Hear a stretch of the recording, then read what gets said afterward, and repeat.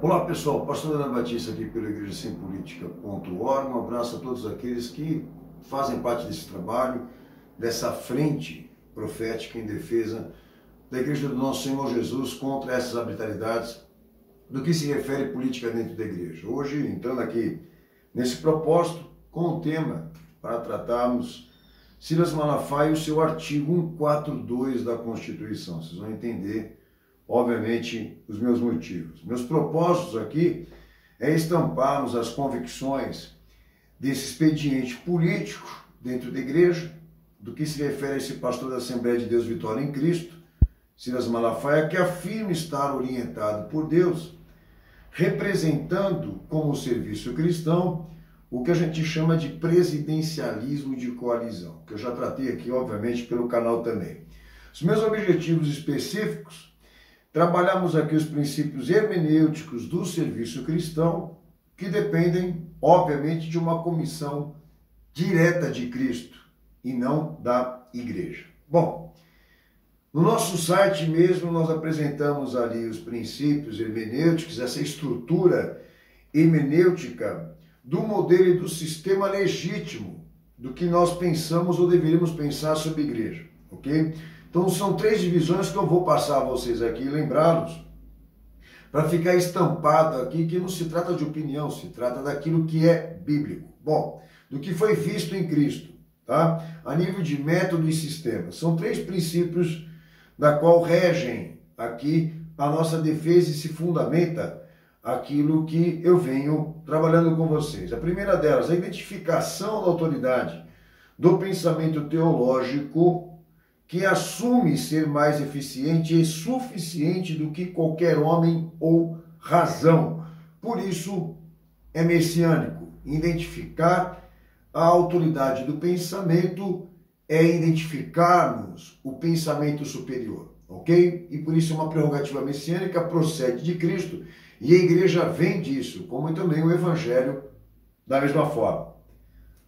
Segundo ponto que eu tenho destacado aqui, a unidade instrumental do ministério cristão que leva essa chave ou o código desse princípio, cujo Cristo é portador, porque o mérito é dele, e ele proporciona à igreja dois aspectos dessa chave: conhecimento doutrinário e disciplinar.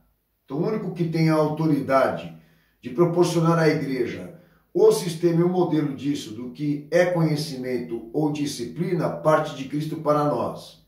E não pode ser tirado isso dele, ok?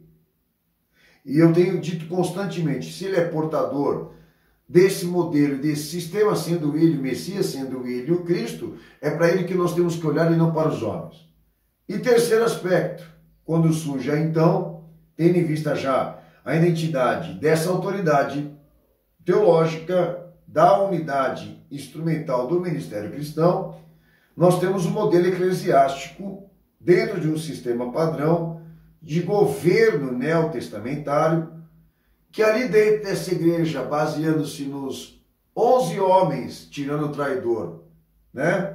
11 homens e posteriormente Paulo, indicados exclusivamente por Cristo e direcionados à função de exercer ou instituir o que a gente chama de modelo histórico ininterrupto do que é igreja.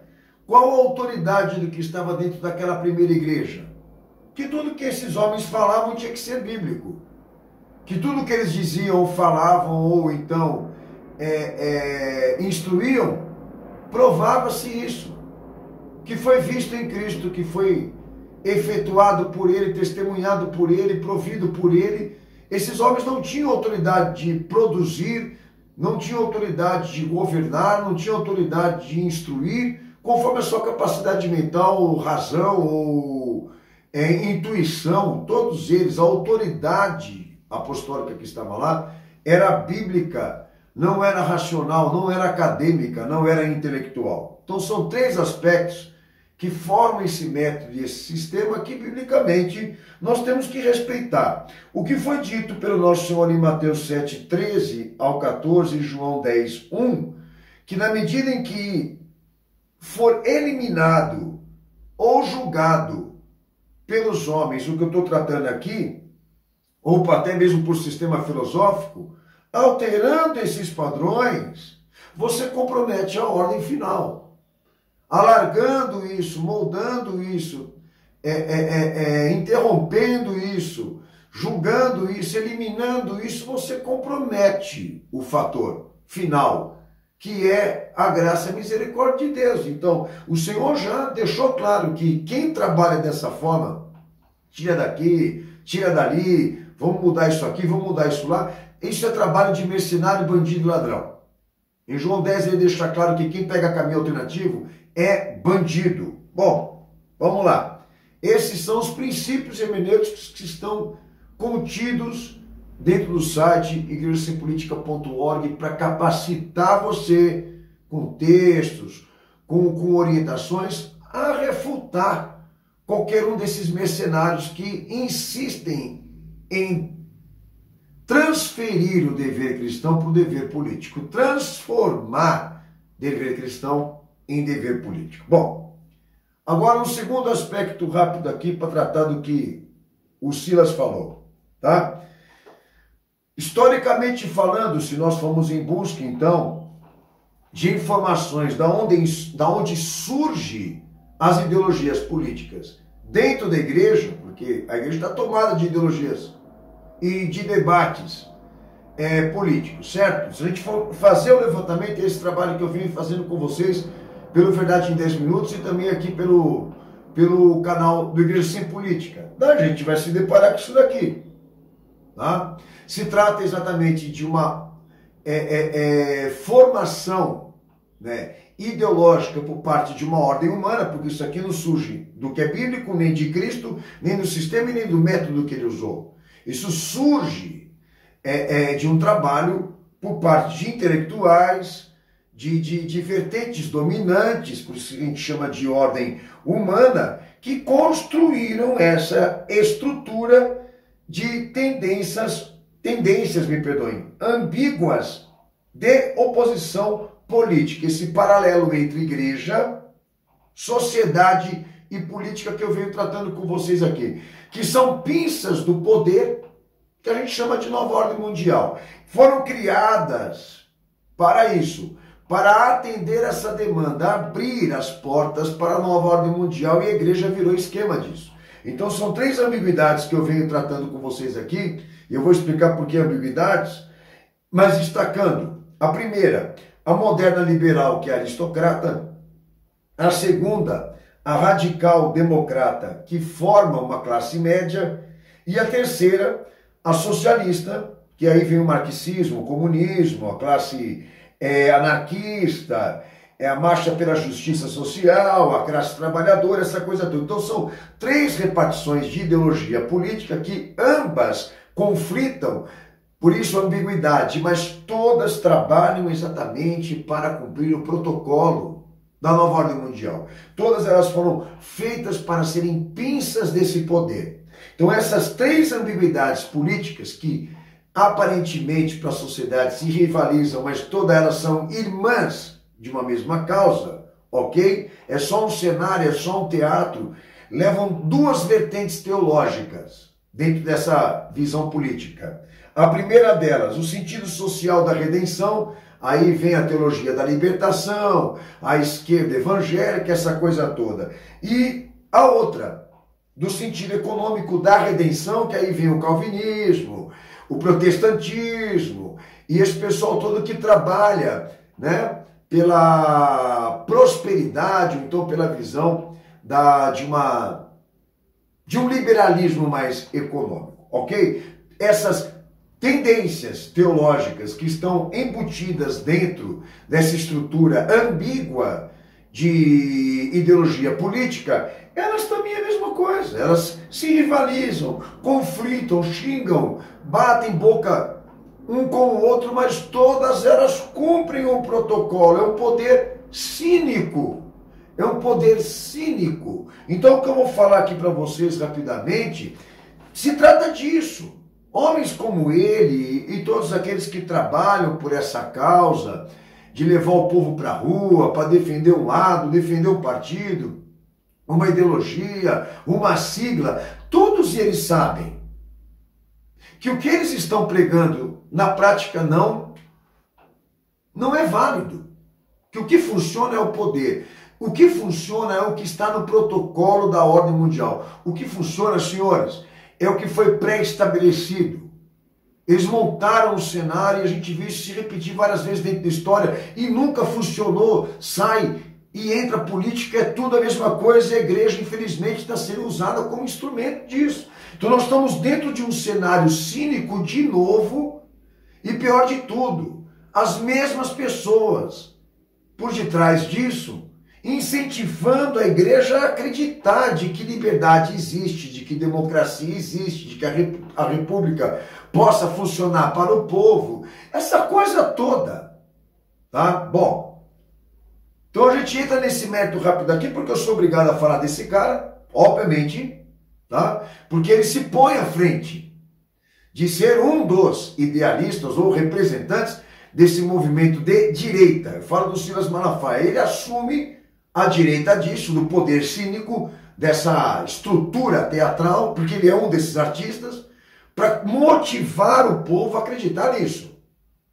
De que Deus tenha eleito um presidente, de que Deus tenha feito preferência por um partido, ou então de que justifique a igreja ser política para defender os seus interesses e defender também as suas pautas. Transferir a igreja para o Estado com esse idealismo do benefício, da garantia econômica. Essa coisa toda aqui é escrota.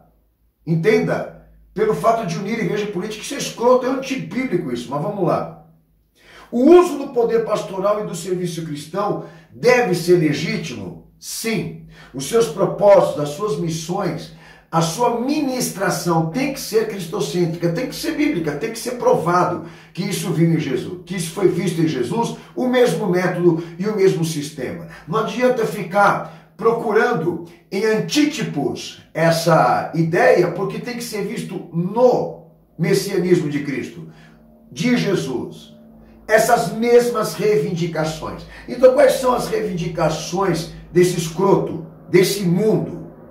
São bíblicas? Não são bíblicas. Todas elas são construídas pela ideia dele, pelos seus interesses, como também pelos interesses dessa elite global, da maçonaria que ele faz parte. Mas vamos lá.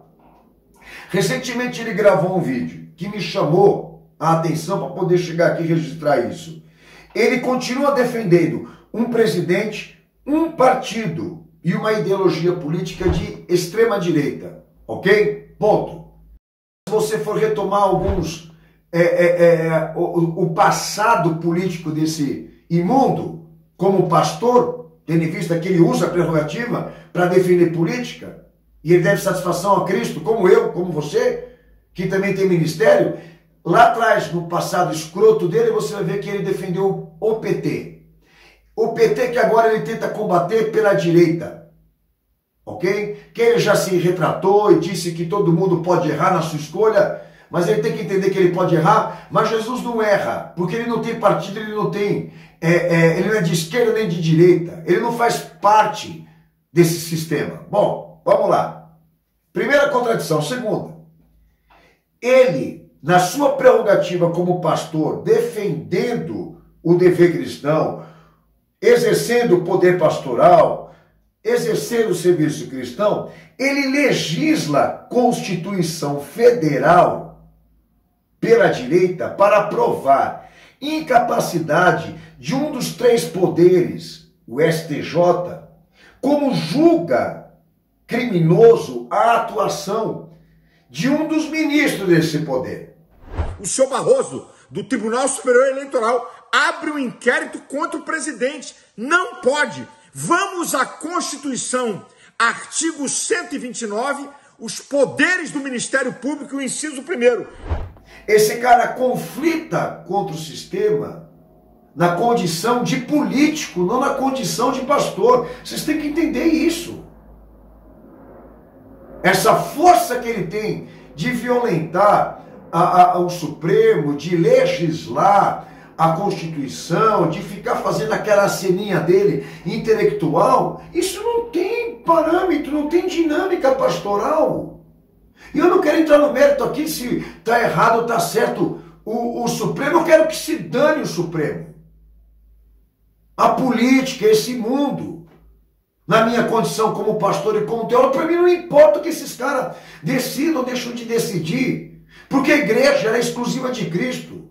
Se eu quiser realmente defender o meu direito, defender ou exercer o meu direito, vamos para a rua, mas sem igreja, senhores. Sem usar a Bíblia. Vai com arma. Vai para a brigada.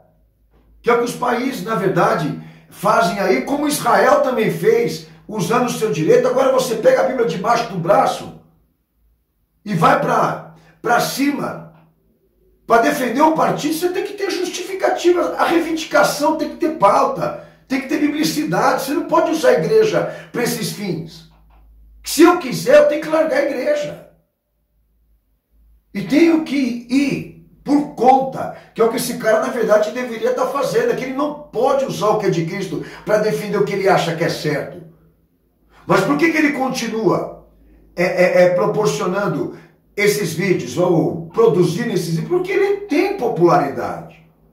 E ele está no poder, ele está do lado como um dos conselheiros do Bolsonaro. Porque ele tem peso de popularidade, porque ele demanda ou agrega para si um bando de inconsequente. Porque esse povo não tem capacidade intelectual para entender o que está acontecendo. Você quer conhecimento bíblico. Agora, um pastor legislando a Constituição Federal, indo para cima do Supremo, para exatamente querer dizer o que é criminoso, o que não é criminoso, eu quero ver se ele consegue provar que Jesus fez isso. Ele fez isso. Os apóstolos fizeram isso. Não fizeram. Ele está fazendo por conta. E isso já é criminoso. Já é antibíblico. Bom, terceiro aspecto que eu quero registrar rápido aqui, no comportamento desse indivíduo, como dos pastores que atuam com ele. Ele invoca o artigo 142 da Constituição e pede intervenção militar. Atenção, povo brasileiro, eu vou citar a Constituição, artigo 142, parte dele para você entender sobre o papel das Forças Armadas. Se vocês não sabem aí, ele pede intervenção militar como solução política. Presidente, convoque as Forças Armadas. Ele pede ajuda a um dos maiores pilares, ou mais importantes pilares da maçonaria, que é o militarismo. Segundo o livro do Grande Oriente, que eu gravei até o DVD Maçonaria, o livro também, Maçonaria na Independência Brasileira, que está por detrás de todas as revoluções, que emancipou maçonaria. E esse cara fala que não é maçom. Ele pede ajuda a um dos maiores pilares, ou mais importantes pilares da maçonaria, que são os militares. Por isso que Bolsonaro estava lá, dentro da maçonaria do Grande Oriente, pedindo liberação para ele poder ser presidente. Pô, mas caramba, só não chega aqui e não quer. Agora, detalhe, ele convoca o povo evangélico a sair na rua vestido a caráter como brasileiros, patriotas, de verde e amarelo, para representar a voz do povo, não a voz de Cristo, tá? E detalhe que nessa demanda de ir para a rua, vai católico, vai espírita, ele está chamando quem? Ele está chamando qualquer um que se julgue cristão. E vocês olhem para esses movimentos que estão acontecendo em favor do Bolsonaro, todos eles são ecumênicos. Todos eles representam a visão interreligiosa. Esse cara, além dele cumprir e condicionar a nova ordem mundial no papel que ele está exercendo, de proporcionar o povo evangélico a isso, esse cara ainda promove o diálogo interreligioso em tudo que ele organiza. A nível de passeata, de rua, etc. Tem um monte de instituições comprometidas com o catolicismo nesses movimentos patrióticos que esse cara está representando, em defesa de ideologia, partido ou político.